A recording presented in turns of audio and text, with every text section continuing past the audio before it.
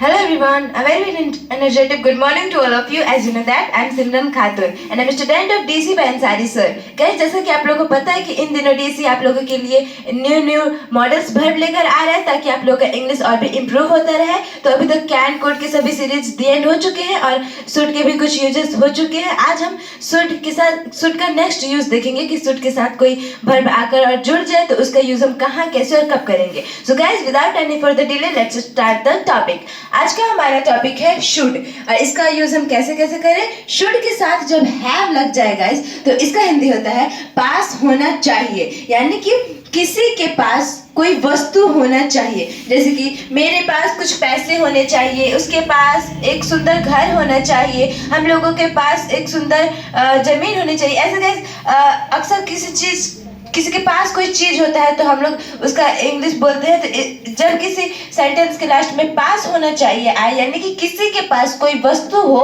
तो वहां पे हम शुड हैव का यूज करते हैं। सो ये इसका स्ट्रक्चर देखते हैं।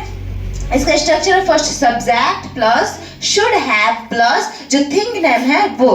जैसे कि एग्जाम्पल के लिए मेरे पास कुछ पैसे होने चाहिए।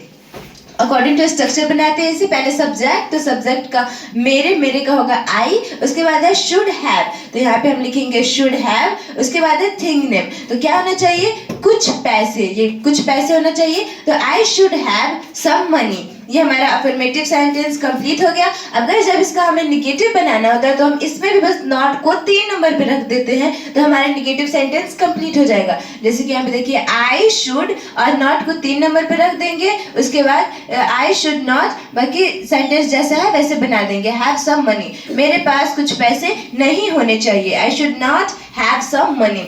सो गाइज, ये हमारा शुड हैव का फर्स्ट यूज था। अब आइए इसका हम सेकेंड यूज देखते हैं। शुड हैव का एक और मीनिंग होता है किया जाना चाहिए, की जाने चाहिए थी या किए जाने चाहिए थे, यानी कि कोई काम किया जाना चाहिए था। जैसे कि उसे मेरे घर बुलाया जाना चाहिए था, उसे बाजार भेजा जाना चाहिए था, यानी कि जब कोई काम किया जाना चाहिए था आए तो वहां पे भी हम शुड हैव का यूज करते हैं। तो आइए इसका स्ट्रक्चर देखते हैं। इसका स्ट्रक्चर है सब्जेक्ट, पहले subject plus should have plus B3 plus other word.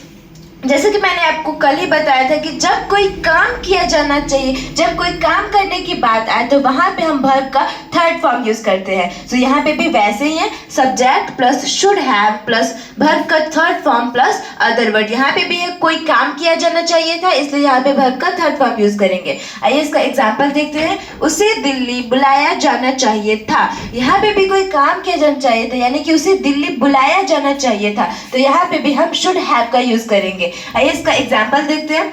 उसे दिल्ली बुलाया जाना चाहिए था, अकॉर्डिंग टू स्ट्रक्चर बनाते हैं। फर्स्ट है सब्जेक्ट, तो सब्जेक्ट उसे का होगा ही, उसके बाद है शुड हैव, तो शुड हैव का यहाँ पे शुड हैव लिखेंगे। उसके बाद वर्ब का थर्ड फॉर्म यूज करेंगे यहाँ पे। तो बुलाना का होता है कॉल और इसका वर्ब 3 होता है कॉल्ड, तो यहाँ पे हम कॉल्ड लिखेंगे। उसके बाद है अदर वर्ड, तो कहाँ पे बुलाया जाना चाहिए था, दिल्ली, तो यहाँ पे लिखेंगे दिल्ली।